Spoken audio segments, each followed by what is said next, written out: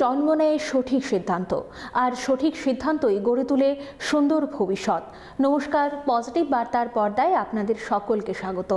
আপনাদের সাথে আমি রয়েছে স্নিগ্ধা। চলে যাব আজকের বিস্তারিত সংবাদে। হায়দ্রাবাদের কন্যাপল্লী গ্রামের মহিলাদের সঙ্গে কৃষ্টি সংস্কৃতির আদান প্রদান করলেন ত্রিপুরা মহিলা এন্টারপ্রেনাররা। পজিটিভ বার্তার উদ্যোগে হয়েছে এই ভ্রমণ।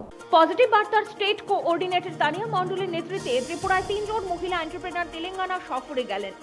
প্রথম দিন তারা তেলেঙ্গানার রাজ্যপাল জিষ্ণু দেববর্মনের সঙ্গে সাক্ষাৎ করেন। তারা ভিডিওর মাধ্যমে ত্রিপুরার শান্তিনিকেতন হাটের বেশ কিছু চিত্র রাজ্যপালের সামনে তুলে ধরেছেন। এই সব চিত্র দেখে রাজ্যপাল জিষ্ণু দেববর্মন নিজেও আপ্লুত। এই সফরের মাধ্যমে মহিলা এন্টারপ্রেনারদের মধ্যে সাংস্কৃতিক বিনিময়ও হয়। সেখানে বিভিন্ন অঞ্চলের ঐতিহ্য, সংস্কৃতি ও মূল্যবোধ ভাগ করে নেওয়া হয়। এর ফলে দুই রাজ্যের পারস্পরিক সৌহার্দ্য এবং ঐক্য আরও সুদৃঢ় হয়। ভারতের বৈচিত্র্যের মধ্যে ঐক্যের চিত্র ফুটে ওঠে। মঙ্গলবার রাজ্যের প্রতিনিধিরা ছুটে গেলেন হায়দ্রাবাদ থেকে 300 কিলোমিটার দূরে কন্যাপল্লী গ্রামে। সেই গ্রামের আগে রয়েছে গভীর বন। সেই বন পেরিয়ে ঘনবসতিপূর্ণ গ্রাম হচ্ছে কন্যাপল্লী। এই গ্রামের মানুষেরা পেশা হচ্ছে কৃষিকাজ। মহিলারাও পুরুষদের সঙ্গে পাল্লা দিয়ে কৃষিকাজ করছেন। সেই গ্রামের কৃষ্টি সংস্কৃতিকে আহরণ করার অদম্য ইচ্ছা নিয়ে 3 মহিলা এন্টারপ্রেনার চলে যান কন্যাপল্লী গ্রামে। গ্রামের মহিলাদের সঙ্গে 3 এন্টারপ্রেনার তাদের ভাষা, কৃষ্টি সংস্কৃতির আদান প্রদান করেন। নারী ক্ষমতায়ন এই কর্মসূচির অন্যতম প্রধান বিষয়। নারীদের সমাজের ভূমিকা, নেতৃত্ব, আত্মনির্ভরতা এবং সামাজিক উন্নয়ন নিয়ে আলোচনা ও অভিজ্ঞতা বিনিময়ের মাধ্যমে নারীদের আত্মবিশ্বাস ও প্রেরণা বৃদ্ধি করা হয়। এর পাশাপাশি এই সফরের মাধ্যমে তেলেঙ্গানা ও ত্রিপুরার কৃষ্টি সংস্কৃতির বিনিময়, ভাবের আদান প্রদান, সেই সঙ্গে পরিবেশগত দিকটিও পরিস্ফুট হয়। মহিলা এন্টারপ্রেনারদের এই সফর দুই রাজ্যের মহিলাদের নতুনভাবে এগিয়ে চলার পথ অনেকটাই সুগম করবে। শুনুন কি বলছেন পজিটিভ বার্তার স্টেট কোঅর্ডিনেটর তানিয়া মণ্ডল। আমি এবং 3 জন ওমেন এন্টারপ্রেনারকে নিয়ে আমরা হায়দ্রাবাদ এসেছি। সেখানে হায়দ্রাবাদ থেকে 300 কিলোমিটার দূরে আজকে কন্যাপল্লী নামে একটা গ্রামে এসেছি। একটা বিশাল বড় ন্যাশনাল স্যাংচুয়ারি, একটা জঙ্গল, ঘন জঙ্গল, এটা পেরিয়ে একটা ঘনবসতি গ্রাম আছে, অনেকটাই পিছিয়ে পড়া গ্রাম। সেখানে তারা চাষবাস করে তাদের জীবনযাপন করে। সেখানে আমরা এসেছি আমাদের পজিটিভ বার্তার প্রচার চালাতে, পজিটিভ বার্তার ব্যাপারে বলতে। আপনারা সবাই দেখতে থাকবেন, আমাদের সাথে থাকবেন। নমস্কার। ব্যুরো রিপোর্ট, পজিটিভ বার্তা। ত্রিপুরা মধ্যশিক্ষা পর্ষদ সুবর্ণ জয়ন্তী অনুষ্ঠান 1 জানুয়ারির রাজধানীতে অনুষ্ঠিত হবে। এই অনুষ্ঠানের প্রধান অতিথি হিসাবে উপস্থিত থাকবেন মুখ্যমন্ত্রী ডক্টর মানিক সাহা। ত্রিপুরা মধ্যশিক্ষা পর্ষদ সুবর্ণ জয়ন্তী অনুষ্ঠান 1 জানুয়ারি রাজধানীতে অনুষ্ঠিত হবে। এই অনুষ্ঠানে প্রধান অতিথি হিসেবে মুখ্যমন্ত্রী ডক্টর মানিক সাহা। অন্যান্য অতিথিদের মধ্যে উপস্থিত থাকবেন শিক্ষা দপ্তরের সচিব রাভেল হেমেন্দ্র কুমার, দপ্তরের অধিকর্তা এনসি শর্মা, রামকৃষ্ণ মঠ ও মিশনের স্বামী ভক্তি সুধানন্দ মহারাজ প্রমুখ। মঙ্গলবার পর্ষদের কার্যালয়ে এক সাংবাদিক সম্মেলনে এই অনুষ্ঠানের কথা জানিয়েছেন পর্ষদ সভাপতি ডক্টর ধনঞ্জয় গণচৌধুরী। তিনি বলেন, আগরতলার নজরুল কলাক্ষেত্রে মুখ্যমন্ত্রীর হাত ধরে এক অনুষ্ঠানের সূচনা করা হবে। পাশাপাশি তিনি বলেন, 1976 সালের 1 জানুয়ারি থেকে মধ্যশিক্ষা পর্ষদের পথ চলা শুরু হয়েছে। ব্যাপক ঝড়ঝঞ্ঝা কাটিয়ে পর্ষদ এগিয়ে গেছে। এখন 50 বছর পূর্তি উপলক্ষে ব্যাপক অনুষ্ঠানের আয়োজন করা হয়েছে। ইতিমধ্যেই পর্ষদের কার্যালয়ে স্বেচ্ছায় রক্তদান শিবির অনুষ্ঠিত হয়। সেই শিবিরে 22 জন স্বেচ্ছায় রক্তদান করেছেন। এই অনুষ্ঠানে 2022 থেকে 2025 বছর পর্যন্ত যেসব ছাত্রীরা মাধ্যমিক, উচ্চ মাধ্যমিকে প্রথম ও দ্বিতীয় হয়েছে তাদেরকে পুরস্কৃত করা হবে। ইন্দিরা ভট্টাচার্য পুরস্কার প্রদান করা হবে। ইন্দিরা ভট্টাচার্যের জন্ম 1961 সালে। তিনি কলকাতার প্রেসিডেন্ট কলেজ থেকে পাশ করেছেন। 1986 সালের 11 জুন তিনি প্রয়াত হয়েছেন। আর স্মৃতিতে ইন্দিরা ভট্টাচার্যের বাবা অরবিন্দ ভট্টাচার্য এবং মা অসীমা ভট্টাচার্য 20 লক্ষ টাকা প্রদান করেছেন। সেই টাকা থেকেই ছাত্রীদের পুরস্কার তুলে দেওয়া হবে। উপস্থিত থাকবেন রামকৃষ্ণ মঠ এবং মিশনের স্বামী ভক্তি সুধানন্দ মহারাজ। উপস্থিত থাকবেন আমাদের শিক্ষা দপ্তরের সচিব রাভেল হেমেন্দ্র কুমার, শিক্ষা অধিকর্তা শ্রী এনসি শর্মা এবং আরও অনেকেই উপস্থিত থাকবেন। আশা করি তাদের আমরা বিনীতভাবে নিমন্ত্রণ করেছি। ত্রিপুরা মধ্যশিক্ষা পর্ষদের 50 বছরের ইতিহাস, অনেক কি বলা যায়, অনেকগুলো ঝড় ঝঞ্ঝা অনেক কিছু অতিক্রম করে, অনেকের আশীর্বাদ নিয়ে, অনেকের সহযোগিতায়, সহমর্মিতায়, প্রচণ্ড পরিশ্রমে 50টি বছর অতিক্রম করে গেছে। এই পর্ষদ থেকে অনেক বিখ্যাত ব্যক্তি বেরিয়েছেন। সারা পৃথিবীতে বোধহয় এমন কোনো দেশ নেই যেখানে ত্রিপুরা মধ্যশিক্ষা পর্ষদের ছেলে বা মেয়েরা নেই। 1976 সালে যখন নাকি ত্রিপুরা মধ্যশিক্ষা পর্ষদ যাত্রা শুরু করেছিল, তখন ত্রিপুরার সম্মানিত মুখ্যমন্ত্রী ছিলেন সুখময় সেনগুপ্ত মহোদয়, তখন শিক্ষামন্ত্রী ছিলেন শৈলেশ সোম। এদের দুজনের কেউ নেই বর্তমানে, সবাই চলে গেছেন। আমরা আগামী 1 জানুয়ারি 2026-এ যে মধ্যশিক্ষা পর্ষদের 50 বছর পূর্তি অর্থাৎ গোল্ডেন জুবিলি পালন করব। এতে আপনারা যারা এসছেন বিভিন্ন গণমাধ্যমের দিক থেকে আপনাদের প্রত্যেকের সহযোগিতা চাই, আপনারা থাকবেন। আমরা বিনীতভাবে আবেদন রাখি, নিমন্ত্রণ করছি এই পর্ষদের যারা পুরনো কর্মচারী ছিলেন, দীর্ঘদিন থেকে যারা অবসরে গেছেন, এরাও যেন আসেন এবং পর্ষদের হিতাকাঙ্ক্ষী যতজন আছেন শিক্ষিত ব্যক্তি বিভিন্ন জনের এসে যদি আমাদের সাথে একটু 2-4টে কথা বলেন বোর্ড সম্বন্ধে, আমরা অত্যন্ত ধন্যবোধ করব। আর এই পর্ষদের কাজকর্ম 1 জানুয়ারি 2026-এ আমরা মূল অনুষ্ঠানটা করব নজরুল কলাক্ষেত্রে মর্চমোহানিতে। তার আগে এই সুবর্ণ জয়ন্তী বর্ষের কিছুটা কাজকর্ম শুরু হয়ে গেছে। গতকাল আমাদের ত্রিপুরা মধ্যশিক্ষা পর্ষদের অফিসে 22 জন রক্তদাতা রক্ত দিয়ে গেছেন। এর মধ্যে বেশিরভাগই আমাদের বোর্ডের আছেন এবং বাইরেরও অনেকে এসে রক্ত দিয়ে গেছেন। এই রক্ত ব্লাড ডোনেশন ক্যাম্প যেটা হয়েছিল, সেখানে রাজ্য সরকারের স্বাস্থ্য দপ্তরের যথেষ্ট সহযোগিতা পেয়েছি, ওরা আসছিলেন। আর এই রক্তদান অনুষ্ঠানের উদ্বোধন করেছেন আমাদের ত্রিপুরা বিধানসভার মাননীয় চিফ হুইপ কল্যাণী রায়, উনি এসেছিলেন। উনি এসে আমাদের যারা রক্ত দিয়েছেন বা বোর্ড সম্বন্ধে অনেক কথা বলে গেছেন এবং অত্যন্ত খুশি হয়ে গেছেন ব্যবস্থাপনা দেখে।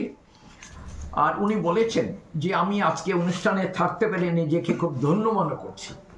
আর উনি নিজেও ত্রিপুরা মধ্যশিক্ষা পর্ষদের অত্যন্ত কৃতী ছাত্রী ছিলেন। ব্যুরো রিপোর্ট, পজিটিভ বার্তা। মহকুমা প্রশাসনের বিপর্যয় মোকাবিলা বিভাগের উদ্যোগে তেলিয়ামুড়ায় এক র্যালি অনুষ্ঠিত হয়। ভূমিকম্প, বন্যা এবং অগ্নিকাণ্ড সম্পর্কে মূলত সাধারণ মানুষকে সচেতন করতে এই র্যালির আয়োজন করা হয়েছে। তেলিয়ামুড়া মহকুমা প্রশাসনের বিপর্যয় মোকাবিলা বিভাগের উদ্যোগে মঙ্গলবার তেলিয়ামুড়া শহরের প্রধান রাজপথ ধরে এক বর্ণাঢ্য সচেতনতামূলক র্যালির আয়োজন করা হয়। র্যালির মাধ্যমে সাধারণ মানুষদের মধ্যে ভূমিকম্প, বন্যা, অগ্নিকাণ্ড সহ বিভিন্ন প্রাকৃতিক বিপর্যয় মোকাবিলায় সচেতনতা বৃদ্ধি, পূর্ব প্রস্তুতি সম্পর্কে ধারণা প্রদান করা হয়। ত্রিপুরার প্রাকৃতিক বিপর্যয়ের প্রেক্ষাপটে বিপদের সময়ে সচেতনতা ও সময় উপযোগী পদক্ষেপই যে জানমাল রক্ষার সবচেয়ে বড় হাতিয়ার। এই গুরুত্বপূর্ণ বার্তার র্যালির মাধ্যমে শহরবাসীর কাছে পৌঁছে দেওয়া হয়। ব্যানার, ফেস্টুন ও বিভিন্ন সচেতনতামূলক স্লোগানে মুখরিত হয়ে ওঠে তেলিয়ামুড়া শহরের রাজপথ। এদিনের এই সচেতনতামূলক র্যালিতে উপস্থিত ছিলেন তেলিয়ামুড়া পুর পরিষদের পৌরপিতা রূপক সরকার, মহকুমা শাসক অপূর্ব কৃষ্ণ চক্রবর্তী, ডিসিএম সন্দীপ দেববর্মা সহ মহকুমা প্রশাসনের বিভিন্ন আধিকারিক ও কর্মীরা। র্যালিটি শহরের বিভিন্ন গুরুত্বপূর্ণ পথ পরিক্রমা করে সাধারণ মানুষদের মধ্যে বিপর্যয় মোকাবিলার গুরুত্ব তুলে ধরেন।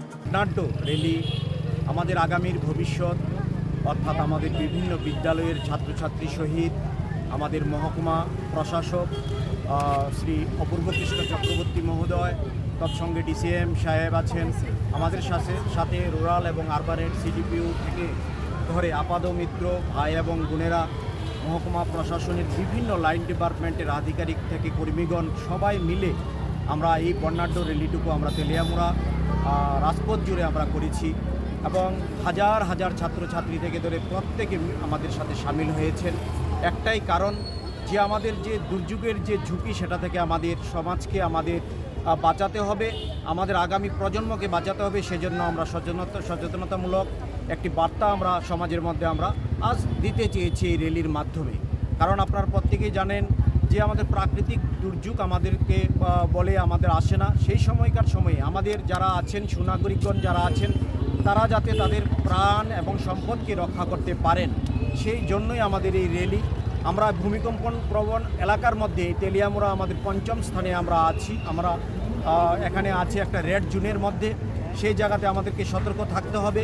বিভিন্ন ধরনের আপৎকালীন অবস্থায়, অর্থাৎ যেরকম আমাদের সাইক্লোন আছে, আমাদের বিভিন্ন ধরনের বন্যা, সেই পরিস্থিতিতে ব্যুরো রিপোর্ট, পজিটিভ বার্তা। হিমেল হাওয়ায় তেলিয়ামুড়ার জনজীবন বিপর্যস্ত। ৮ থেকে ৮০ সকলে শীতে একেবারে কাতর। শীতের কামড় থেকে রক্ষা পেতে আগুনের পরশ নিচ্ছেন সাধারণ মানুষ। শীতের দাপটে তেলিয়ামুড়ার জনজীবন বিপর্যস্ত। ৮ থেকে ৮০ সকলেই শীতে একেবারে কাতর। শীতের কামড় থেকে রক্ষা পেতে আগুনের পরশ নিচ্ছেন সাধারণ মানুষ। কনকনে শীতের দাপটে বিপর্যস্ত জনজীবন তেলিয়ামুড়ার মানুষ। ভোরে ও সন্ধ্যার দিকে হিমেল হাওয়ার সঙ্গে তাপমাত্রা আরও নেমে যাওয়ায় সাধারণ মানুষ কিছুটা স্বস্তি পেতে মানুষ আগুনের পরশ নিচ্ছেন। শহরে বিভিন্ন রাস্তায়, বাজার এলাকায়, বাস স্ট্যান্ড এবং গ্রামীণ পথঘাটে খড়কুটো, কাঠ ও শুকনো পাতা জ্বালিয়ে শীত নিবারণের চেষ্টা করছেন মানুষজন। বিশেষ করে দিনমজুর, রিক্সা চালক, দোকানদার ও পথচারীরা কনকনে ঠান্ডার হাত থেকে বাঁচতে আগুনের পাশে জড়ো হচ্ছেন। এর সঙ্গে ১ কাপ গরম চা পান করছেন। এই চা যেন শীতের আমেজকে আরো বাড়িয়ে তুলছে। স্থানীয়দের মধ্যে চলতি শীতের মৌসুমে শীতের প্রকোপ তুলনামূলকভাবে বেশি। সকালের দিকে ঘন কুয়াশা ও ঠান্ডা বাতাসের কারণে স্বাভাবিক জীবন কিছুটা ব্যাহত হচ্ছে। অনেকেই শীতের কামড় সহ্য করতে না পেরে ঘরবন্দি হচ্ছেন। এই বছর কেমন ঠান্ডা? খুব ঠান্ডা, ঝাঁকিয়ে পড়েছে। কতদিন ধরে এই ঠান্ডাটা পড়ছে? আজকে 4 দিন ধরে। তো অন্য গত যে বছর ঠিক আছে এর থেকে কি এবার বেশি ঠান্ডা? পরিমাণে বেশি। কারণটা আর্থিক অবস্থা মন্দা, তারপরে বাজারও শীতের বেশি আগমন, রাস্তাঘাট নানান রাস্তাঘাটে মানুষ নাই, বয়স্ক লোক মারা যাইতেছে, কম বয়সের ছেলেরা পর্যন্ত শীতে কাপড় বয়ে দিতেছে। তো আগুনের সাহায্য না, আগুনের সাহায্য নিতেছে বাঁচানোর লেগে। তো আপনারা কি ডেইলি আগুন পান? এই আজকে 1 সপ্তাহ ধরে চলছে এইভাবে। ব্যুরো রিপোর্ট, পজিটিভ বার্তা। মুখ্যমন্ত্রী ডক্টর মানিক সাহার হাত ধরে মাস্টারপাড়ায় 5.5 মিলিয়ন লিটার ক্ষমতা সম্পন্ন পানীয় জলের ওভারহেড ট্যাঙ্কের শিলান্যাস এবং ভূমি পূজন অনুষ্ঠিত হয়। উপস্থিত ছিলেন আগরতলা পৌর নিগমের মেয়র দীপক মজুমদার। জাঁকজমকপূর্ণ অনুষ্ঠানের মধ্যে দিয়ে মুখ্যমন্ত্রী ডক্টর মানিক সাহার হাত ধরে মাস্টারপাড়ায় 5.5 মিলিয়ন লিটার ক্ষমতা সম্পন্ন পানীয় জলের ওভারহেড ট্যাঙ্কের শিলান্যাস ও ভূমি পূজন অনুষ্ঠিত। এই অনুষ্ঠানে উপস্থিত ছিলেন আগরতলা পৌর নিগমের মেয়র দীপক মজুমদার। অন্যান্যদের মধ্যে উপস্থিত ছিলেন deputy mayor Monica Das Datta, corporator Ratna Datta, গ্রামোন্নয়নের দপ্তরের সচিব অভিষেক সিং, পুর নিগমের কমিশনার ডি.কে. চাকমা প্রমুখ। অনুষ্ঠানে হিন্দু শাস্ত্র ও ধর্মীয় রীতি মেনেই এই পূজা হয়েছে। শিলান্যাস অনুষ্ঠানে এলাকার নাগরিকদের উপস্থিতি ছিল প্রত্যক্ষ করার মতো। এই মহতী অনুষ্ঠানে বক্তব্য রাখতে গিয়ে মুখ্যমন্ত্রী ডক্টর মানিক সাহা বলেন, সকালে ঘুম থেকে উঠেই মানুষের জলের প্রয়োজন হয়, তাই জল ছাড়া মানুষের একদিনও চলার জো নেই। সরকার চাইছে সব মানুষের পানীয় জলের সমস্যা দূর করতে, কারণ জলের জন্য রাজ্যের মানুষ যাতে কষ্ট ভোগ না করে সেই লক্ষ্যকে সামনে রেখেই কাজ করে যাচ্ছে সরকার। এই লক্ষ্যকে সামনে রেখেই রাজ্যের সব মহকুমায় পানীয় জলের জন্য পাইপলাইন সরবরাহ, পানীয় জলের ট্যাঙ্ক স্থাপন করা ইত্যাদি অত্যন্ত গুরুত্ব দিয়ে করে যাচ্ছে সরকার। মাস্টারপাড়ার পানীয় জলের এই ট্যাঙ্ক হলে বরদোয়ালি ও রামনগর কেন্দ্রের বহু মানুষ উপকৃত হবেন। ব্যুরো রিপোর্ট, পজিটিভ বার্তা। ধর্মীয় উপাচারে রাজধানীর অযাচক আশ্রমে বাবা মণি ও মা মণির জন্মবার্ষিকী উদযাপন করা হয়। এই অনুষ্ঠানকে কেন্দ্র করে ভক্তদের মধ্যে ব্যাপক উৎসাহ উদ্দীপনা প্রত্যক্ষ করা যায়। ধর্মীয় উপাচারে মঙ্গলবার রাজধানীর বনমালীপুরস্থিত অযাচক আশ্রমে বাবা মণি ও মা মণির জন্মবার্ষিকী উদযাপন করা হয়। এই উপলক্ষে ধর্মীয় আচার অনুষ্ঠানের আয়োজন করা হয়েছে। দিনভর চলে ব্যাপক অনুষ্ঠান। এই অনুষ্ঠানকে কেন্দ্র করে ভক্তদের মধ্যে ব্যাপক উৎসাহ উদ্দীপনা প্রত্যক্ষ করা যায়। এই বিষয়ে আশ্রমের এক ভক্ত সাংবাদিকদের মুখোমুখি হয়ে বলেন, প্রতি বছর পৌষ মাসের শেষ মঙ্গলবার বাবা মণি ও মা মণির জন্মবার্ষিকী পালন করা হয়। ফলে পৌষ মাসব্যাপী নানা ধর্মীয় অনুষ্ঠানের আয়োজন করা হয়। এখন পৌষ মাস চলছে, এই মাসের অখণ্ড সংগঠনের সদস্যরা বাবা মণি ও মা মণির উদ্দেশ্যে প্রার্থনা ও নিয়ম কীর্তন করবেন। এই উপলক্ষে আজ অযাচক আশ্রমে দিনভর নানা অনুষ্ঠানের আয়োজন করা হয়েছে। সকালে হয়েছে প্রার্থনা, এরপর নিয়ম কীর্তন, দুপুরে ভক্তদের মধ্যে মহাপ্রসাদ প্রদান এবং সন্ধ্যায় হয়েছে অঞ্জলি প্রদান। ডিসেম্বর মাস থেকে শুরু করে জানুয়ারি মাস পর্যন্ত এই ধরনের কর্মসূচি জারি রাখা হবে। নিয়ম মাসে ভক্তদের বাড়িতেও এই ধরনের উপাসনা হয়ে থাকে, সেখানে নিয়ম কীর্তন করা হয়। বাবা মণি এবং মা মণির উদ্দেশ্যে প্রার্থনা করেন ভক্তরা। তিনি বলেন, পৌষ মাসের শুক্লপক্ষের শেষ মঙ্গলবার বাবা মণির আবির্ভাব হয়েছিল, তাই অখণ্ড মণ্ডলীর উদ্যোগে জন্ম মাসব্যাপী নানা কর্মসূচি পালন করা হয়ে থাকে। প্রতি বছর এই মাসে ভক্তেরা নানা কর্মসূচি পালন করেন, এবারেও পালন করা হচ্ছে। পরমানন্দ শ্রী শ্রী বাবামণি এবং মামণির জন্মবার্ষিকী উপলক্ষে এখানে হরিনাম কীর্তন সকালবেলা 8টা থেকে আমাদের সমবেত উপাসনা হয়েছে। 10টা থেকে আমাদের হরিনাম কীর্তন শুরু হয়েছে। আর দুপুর 1টায় মহাপ্রসাদ এবং বিকাল 5টায় বিগ্রহে অঞ্জলি প্রদানের মধ্যে আমাদের অনুষ্ঠানের সমাপ্তি হবে। তো প্রতি বছরই আমাদের পৌষ মাসের শেষে মঙ্গলবারে আমাদের বাবা মণির জন্মবার্ষিকী উপলক্ষে আমরা শুভ আবির্ভাব দিবস উপলক্ষে আমরা এখানে অনুষ্ঠান করে থাকি। ঠিক তেমনি আমরা অনুরূপভাবে আমরা জানুয়ারির প্রথম মঙ্গলবার মা মণির আবির্ভাব দিবসও আমরা এই মঙ্গলবারই করে থাকি। ভক্তবৃন্দদের প্রতি আমাদের আহ্বান, সবাই যাতে এসে উপস্থিত হয়ে আমাদের জন্মবার্ষিকী সাফল্যমণ্ডিত করে, এটাই আমরা ভারতীয় অখণ্ড ব্যুরো রিপোর্ট, পজিটিভ বার্তা। 1 বছরের মধ্যেই রাজধানীতে হবে জ্যাকসন গেট, বললেন মুখ্যমন্ত্রী ডক্টর মানিক সাহা। আগামী কিছুদিনের মধ্যেই হবে এর ভূমি পূজন। জ্যাকসন গেট তৈরির জায়গা পরিদর্শন করে কথা বললেন মুখ্যমন্ত্রী। রাজন্য স্মৃতি বিজড়িত জ্যাকসন গেট আবারও ফিরে পাচ্ছেন রাজ্যের মানুষ। আগামী 1 বছরের মধ্যেই তুলসীবতী এলাকায় মাথা তুলে দাঁড়াবে জ্যাকসন গেট। মঙ্গলবার সাংবাদিকদের কথা বললেন মুখ্যমন্ত্রী ডক্টর মানিক সাহা। আগামী কিছুদিনের মধ্যেই হবে এর ভূমি পূজন। জ্যাকসন গেট তৈরির জায়গা পরিদর্শন করে কথা বললেন মুখ্যমন্ত্রী। এদিন আগরতলা পৌর নিগমের মেয়র দীপক মজুমদার, 20 নম্বর ওয়ার্ডের কর্পোরেটর রত্না দত্তকে নিয়ে জ্যাকসন গেট এলাকা পরিদর্শন করলেন মুখ্যমন্ত্রী। উপস্থিত ছিলেন স্বাস্থ্য ও পরিবার কল্যাণ দপ্তরের সচিব কিরণ গীতে, পূর্ত দপ্তরের ইঞ্জিনিয়ার সহ অন্যান্য আধিকারিকরা। মুখ্যমন্ত্রী বলেন, জ্যাকসন গেট 1927 সালে তৈরি করা হয়েছিল। রাজ্যের শেষ মহারাজা বীর বিক্রম কিশোর মানিক্য বাহাদুরের অভিষেকের আগে এই গেট তৈরি করা হয়েছিল। হায়দ্রাবাদের চারমিনার গেটের অনুকরণে তৈরি হয়েছিল এই গেট। 1981 সালে এই গেট ভেঙে দেওয়া হয়েছিল। স্যার ফ্রান্সিস স্ট্যানলে জ্যাকসনের নামে তৈরি হয়েছিল এই গেট।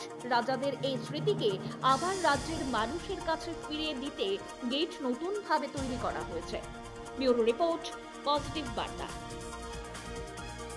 ত্রিপুরায় হিমেল হাওয়া বইছে, জাঁকিয়ে পড়ছে শীত। উত্তরে হাওয়ার দাপট ক্রমশই বাড়ছে, এর সঙ্গে পাল্লা দিয়ে বাড়ছে কুয়াশা। একদিকে শীতের কামড়, অন্যদিকে ঘন কুয়াশা। সন্ধ্যা ঘনিয়ে আসতেই কনকনি শীত। সব মিলিয়ে ত্রিপুরায় শীতের কামড় অনেকটাই বেড়ে গেছে। ঋতু অনুযায়ী পৌষ এবং মাঘ 2 মাস শীতকাল। এখন ভোর শীতকাল চলছে। পৌষ মাস শুরু হতেই রাজ্যে শীতের কামড়। শিশু থেকে বৃদ্ধ সকলেই শীতে জবুথবু। সন্ধ্যা ঘনিয়ে আসতেই শুরু হয় শীতের কামড়। একদিকে কনকনে শীত, অন্যদিকে ঘন কুয়াশা। বড়দিনের পর থেকেই রাজ্যে শীতের দাপট ক্রমশই বাড়তে শুরু করেছে। সন্ধ্যা ঘনিয়ে আসতেই জাঁকিয়ে পড়েছে শীত। বাড়তে থাকে উত্তরের হাওয়ার দাপট। মঙ্গলবার দিনের সর্বোচ্চ তাপমাত্রা ছিল 21 ডিগ্রি সেলসিয়াস আর সর্বনিম্ন তাপমাত্রা ছিল 11 ডিগ্রি সেলসিয়াস। আকাশে হালকা মেঘ থাকলেও তবে বৃষ্টির কোনো সম্ভাবনা আপাতত নেই। উত্তরে হাওয়ার গতি 4 থেকে 7 কিলোমিটার প্রতি ঘন্টা। সন্ধ্যায় উত্তরে হাওয়া বইবে 7 কিলোমিটার প্রতি ঘন্টা। দিনে বাতাসের আপেক্ষিক আর্দ্রতা ছিল সর্বোচ্চ 75%, সর্বনিম্ন 82%। তবে দিনের পর দিন সর্বোচ্চ ও সর্বনিম্ন তাপমাত্রার মধ্যে পার্থক্য অনেকটাই কমে আসছে। সন্ধ্যায় দমকা হাওয়া বইতে পারে 7 কিলোমিটার প্রতি ঘন্টায়। আকাশে হালকা মেঘ রয়েছে, দিনে আবছা রোদ প্রত্যক্ষ করা যায়। রাতে ঘন কুয়াশা থাকবে আকাশে, তবে রাত যত গভীর হবে তত বেশি শীত অনুভূত হবে। দিনে শীতের অনুভূতি কিছুটা কম হলেও গভীর রাতে শীত বেশি অনুভূত হচ্ছে। বুধবার দিনের সর্বোচ্চ তাপমাত্রা থাকতে পারে 21 ডিগ্রি সেলসিয়াস আর সর্বনিম্ন তাপমাত্রা থাকবে 11 ডিগ্রি সেলসিয়াস। আকাশে কিছুটা মেঘ থাকলেও রাতের আকাশ পরিষ্কার থাকবে। এদিকে আবহাওয়া দপ্তরের পূর্বাভাসে জানিয়েছে, জানুয়ারি মাসের প্রথম দিকে রাজ্যে শীতের দাপট বাড়বে। সেই মতো রাতে শীতের দাপট কিছুটা হলেও বৃদ্ধি পেয়েছে। দপ্তর জানিয়েছে, সর্বনিম্ন তাপমাত্রা 11 থেকে 13 ডিগ্রি সেলসিয়াসের ঘরে থাকবে। সব মিলিয়ে শীতের মরশুম রাজ্যবাসীর কাছে উপভোগ্য হয়ে উঠেছে। ব্যুরো রিপোর্ট, পজিটিভ বার্তা। আবারও সকলের অবগতির জন্য জানাই যে আমাদের রানীর খামার অবস্থিত ত্রিপুরা শান্তিনিকেতন মেডিকেল কলেজে 10 টাকার বিনিময়ে ওপিডি পরিষেবা চালু রয়েছে।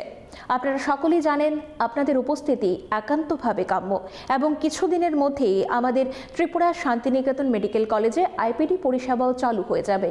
আমাদের ত্রিপুরা রাজ্যের স্বনামধন্য চিকিৎসকরা কিন্তু প্রতিনিয়ত থাকছে আমাদের শান্তিনিকেতন মেডিকেল কলেজে। সকাল 9টা থেকে বিকেল 4টে অবধি সোম থেকে শনিবার আমাদের ডাক্তারবাবুরা বসছেন শান্তিনিকেতন মেডিকেল কলেজে। আপনারা আসুন এবং আপনাদের পরিষেবা নিয়ে যান। ধন্যবাদ। আজকের মতো সংবাদ এই পর্যন্তই। পরবর্তী সমস্ত সংবাদের জন্য চোখ রাখুন পজিটিভ বার্তার পর্দায়। Think positive, be positive, positive বার্তা।